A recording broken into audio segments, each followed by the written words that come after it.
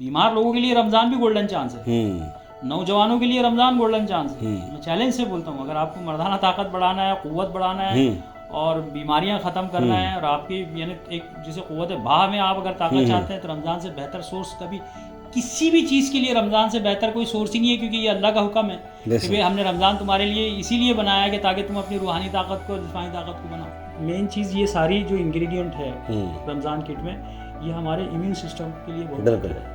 यानी कोई भी ऐसी चीज़ नहीं है जिसमें आपको साइड इफ़ेक्ट हो, बल्कि ये सारी चीज़ें इफ़ेक्टिव है क्योंकि ये ग़िज़ाइयत से भरपूर है।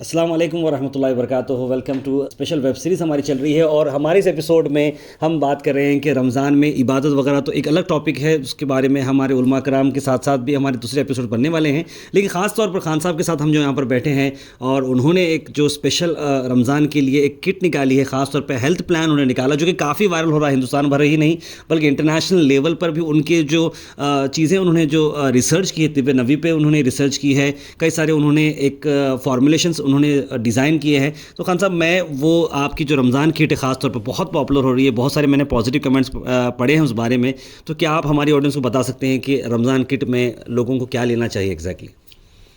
देखिए, रमज़ान किट के हिसाब से रमज़ान किट के हिसाब से हमने काफ़ी बरसों से हमारी ये कोशिश थी कि भाई लोगों को रमज़ान में ऐसी चीज़ें मुहैया कराई जाए ताकि लोग आसानी के साथ सहरी करें, आसानी के साथ अफ्तार करें और उनको बेहतरीन यानी न्यूट्रिशन, हाई न्यूट्रिशन और सुपर फूड उनको मिले।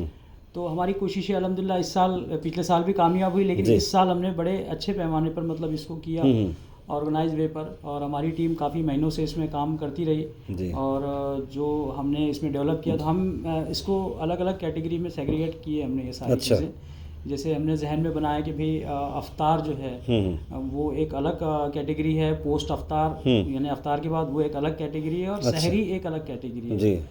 तो जब उसमें सहरी में हमारे जहन में ये था कि लोग ऐसी ग़िज़ाएँ इस्तेमाल करें जिसमें हमने जौ का दलिया, क्योंकि लोग तीखा खाना पसंद करते हैं, तो उसमें जौ का दलिया भी है, ऑप्शन में तलबीना भी इस्तेमाल कर सकते हैं। लेकिन सहरी में अगर आप जौ का दलिया जो उसमें मसाला वगैरह रेडी मिक्स है, मसाला डालने की भी ज़रूरत नहीं है, आप सिर्फ यानी लोगों के जहन में जैसे मैगी बना हुआ है, तो लेकिन ये मैगी जैसा तो 2 मिनट में नहीं, लेकिन 15-20 मिनट में लगते हैं इसको जी। लेकिन ये पानी में, इसमें आपको ऑयल भी डालना नहीं है, कुछ भी डालना नहीं है। अच्छा, पानी की तादाद ज़्यादा रखनी पड़ती है इसको, जैसे एक आदमी के लिए 2 चमचे इस्तेमाल करें और 20-25 मिनट अगर उसको कुकर में रखें या हंडी में रखें तो उबल जाता है और बन जाता है, काफ़ी अच्छा ताकतवर है क्योंकि उसके अंदर फाइबर का सोर्स है, उसके अंदर प्रोटीन है और बहुत सारे विटामिन और मिनरल्स की बहुत सारी चीज़ें हैं, क्योंकि जौ जो है एक ताकतवर ग़िज़ा है। जौ मतलब अगर इंग्लिश टर्म अगर हमारे ऑडियंस समझने के लिए बार्ले को बोल रहे हैं हम, जौ बार्ली वाइट बार्ली भी होती है और छिलके वाली भी होती है। तो वाइट बार्ली हम इसलिए इस्तेमाल करते हैं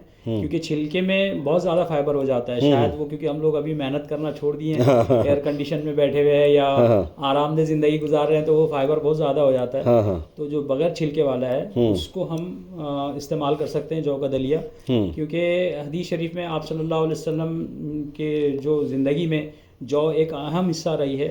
और जैसे कि मैं आमतौर पे लोगों को मैंने बताया भी है और लिखा हुआ भी है कि जौ जो है, आप सल्लल्लाहु अलैहि वसल्लम जौ की रोटी खाते थे, फिर वो रोटी बची हुई होती थी उसका सरीद खाते थे, फिर आप जौ का दलिया खाते थे, आपने जौ का तलबीना इस्तेमाल किया है, और एक वलीमे में जौ का मीठा हाइस जिसे बोलते हैं वो है, और हर जुमे को मस्जिद नबवी के बाहर एक बड़ी भी जो है चकुंदर के साथ जौ का एक दलिया बनाती थी जिसे हलीम कहा जाता है। अच्छा, तो जौ आपकी ज़िंदगी का बहुत हो रहा है, हर अंबिया के दौर से जो जौ के खाने का रहा है यानी उसूल रहा है।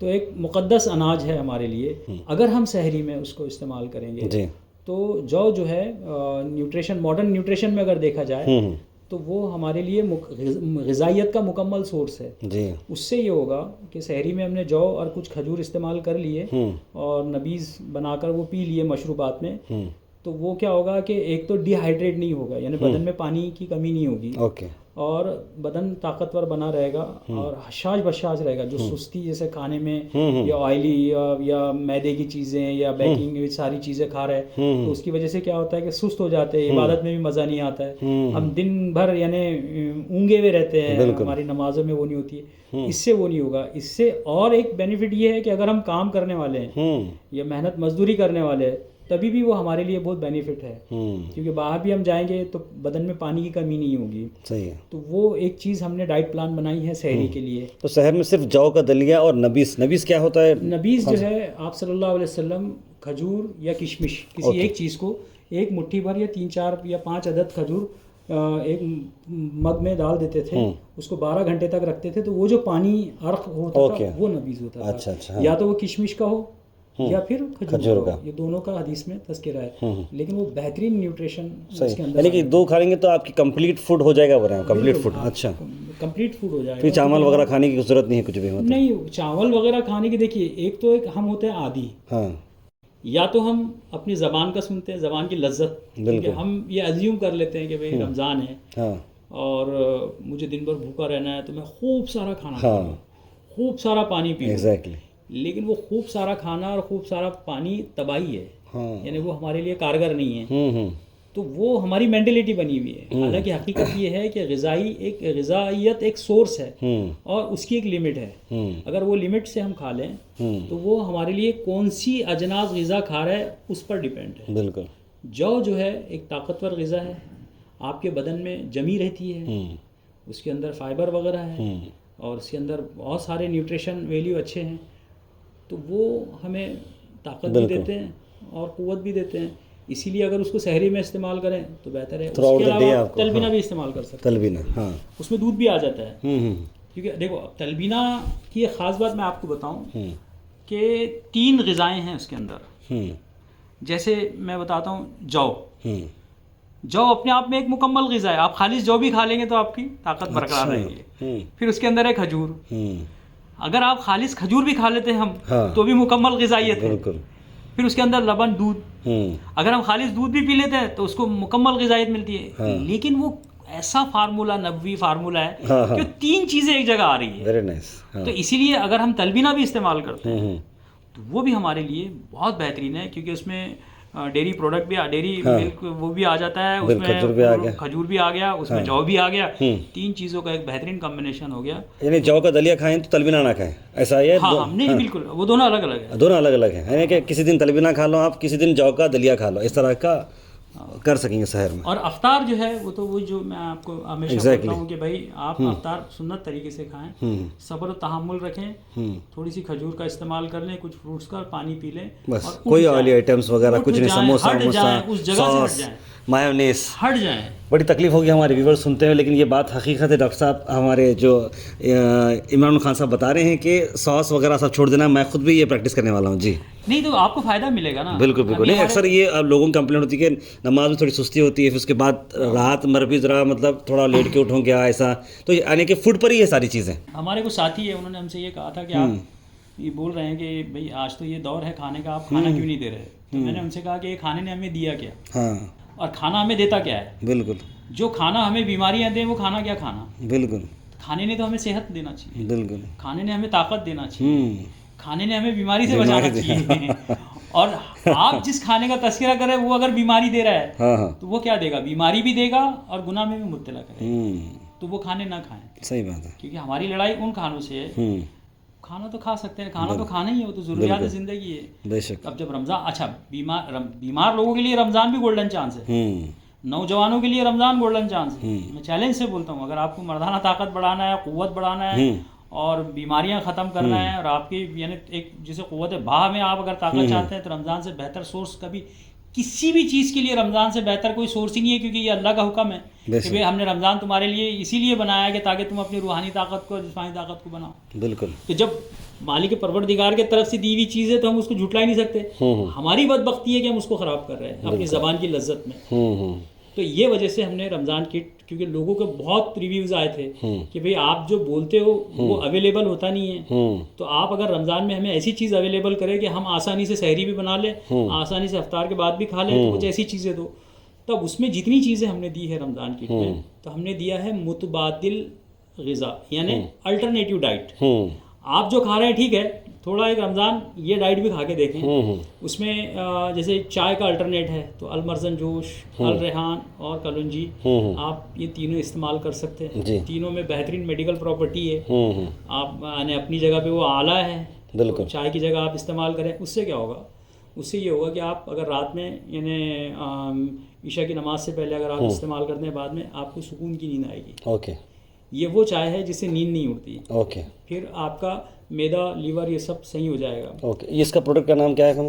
المرزن جوش ہربل ٹی ہے، اوکے، الریحان اسینشل آئل ہے، اور کلونجی کا تیل ہے. اوکے، آپ تینوں چائے کی شکل میں پانی میں، گرم پانی میں لے سکتے ہیں. تینوں کو استعمال رمضان کے دوران بھی. بالکل، یہ میں جو آپ کو یہ ڈائٹ بتا رہا ہوں یہ پوسٹ افطار ہے. پوسٹ افطار، رائٹ. یعنی کھجور وغیرہ کھا کے، فروٹس کھا کر آپ چلے گئے، اس کے بعد جب ڈنر کا ٹائم آ رہا ہے، ڈنر سے پہلے ایک چیز اور لے سکتے ہیں آپ. اگر وہ ڈنر آپ کھا رہے ہوں پوسٹ افطار، تو اس میں آپ 1 چمچہ سرکہ، جو مدر ونیگر ہے ہمارا، کھجور کا سرکہ، اوکے، آپ آدھا پونا گلاس میں ڈال کر وہ پی لیں، تو وہ آپ کی لیور اور ڈائجیشن کے لیے بہت بہترین ہے. اس کے 5 منٹ کے بعد آپ کھانا کھا لیں، اوکے، اور آپ کمال دیکھیں، آپ کو بدہضمی کبھی نہیں ہوگی، اور انشاءاللہ وہ آپ کے لیے بہت بینیفٹ ہے.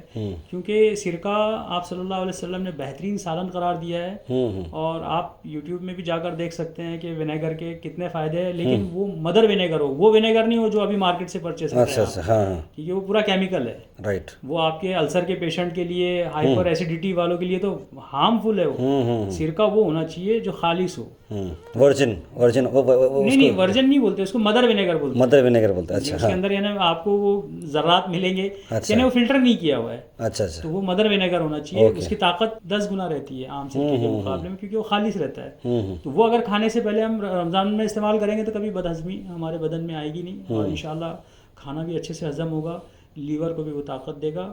اور مین چیز یہ ساری جو انگریڈینٹ ہے رمضان کٹ میں، یہ ہمارے امیون سسٹم کے لیے بہت بہتر ہے. یعنی کوئی بھی ایسی چیز نہیں ہے جس میں آپ کو سائیڈ افیکٹ ہوگا، بلکہ یہ ساری چیزیں افیکٹیو ہے، کیونکہ یہ غذائیت سے بھرپور ہے. تو خان صاحب، جب رمضان کٹ کے بارے میں اتنی بات ہو چکی ہے، تو ہماری خواہش ہے کہ رمضان کٹ آپ ہمارے گوہا اسٹوڈیو میں دیں، تاکہ ہم اسے لوگوں میں عام کر سکیں اور لوگوں کو بھی اس کا فائدہ دے سکیں. اس لیے میں جو ہے آپ سے ریکویسٹ کر رہا ہوں کہ گلبرگہ میں بھی آپ اسے مہیا کریں، کیونکہ جب اتنی ڈیمانڈ آ رہی ہے تو اسے آپ جلد سے جلد جو ہے ہمارے پاس سے ہی آپ یہ شروع کریں. نہیں بالکل، میری تو بہت یعنی یہ چیز میں یقین مانو طاہر بھائی جی کہ یہ تو جو پورا علم اور پوری چیزیں یہ وقف ہے. بے شک، جس کو یعنی ایک شعر ہے کہ یہ بزم میں ہے، یہاں کوتا دستی میں ہے محرومی، جو بڑھ کر اٹھا لے ہاتھ میں مینا اسی کا ہے. بے شک، تو ہم تو ہمارا علم بھی بانٹ رہے ہیں، ہماری چیزیں بھی بانٹ رہے ہیں، اور ہمارے لیے خوش بختی ہے کہ چلو آپ یعنی یہ اپروچ کر رہے ہیں. جی بالکل. ابھی ہمارا سفر چل رہا ہے کرناٹکا میں، ہم آئے اسی لیے ہیں. ابھی حیدرآباد جانے والے ہیں، پھر اس کے بعد آگے کا ہمارا سفر رہے گا. تو ہم چاہتے ہیں کہ آپ کے اسٹوڈیو سے وہ ساری چیزیں ڈسٹریبیوٹ ہو، اور یہ ایک نیک کام ہے، کیونکہ لوگ بڑے پریشان ہیں، بیماریوں کے لیے بھی پریشان ہیں، کیونکہ لوگ ذہنی اس میں ہے، تذبذب میں مبتلا ہے. لوگوں کو پتہ نہیں ہے، کیونکہ اویلیبلٹی نہیں ہے. دیکھو مسئلہ کیا ہے طب نبی صلی اللہ علیہ وسلم کے انگریڈینٹ کا، کہ چیزیں اویلیبل نہیں ہیں. ہم نے کافی سالوں سے ہم کام کیے ہیں، لیکن چیزیں بنائے ہیں اویلیبلٹی کے لیے. ہمارا کام پروڈکٹ تو کسب معاش ہے، وہ تو ہم رزق حلال ہے، اس میں تو کوئی انکار نہیں کر سکتا. اگر میں اس کی تجارت کر رہا ہوں تو کوئی منع بھی نہیں کر سکتا. لیکن طب نبی صلی اللہ علیہ وسلم کے انگریڈینٹ کو اویلیبل کرنا یہ ایک بڑا چیلنج تھا. پھر ساری چیزیں جو ہے کمپلائنسز کے ساتھ ہے، اور جو بنی ہوئی ہے اس میں باقاعدہ یعنی فوڈ اینڈ سیفٹی کا پورا لحاظ رکھا گیا. اس کے لیب کی ٹیسٹنگ ہے، اس کے سارے بارکوڈس ہے. پھر اس کے علاوہ ہمارے یہاں جتنی بھی چیزیں بنتی ہے سب میں رقیہ ہے، باقاعدہ پڑی ہوئی ہے. ہمارے پاس علماء اکرام ہیں جو اور ہائیجینٹی کا بہت خیال رکھتے ہیں. ساری چیزیں گلوز ہے، یہ ہے، ویئر پورے ہمارے وہ ہوتے ہیں.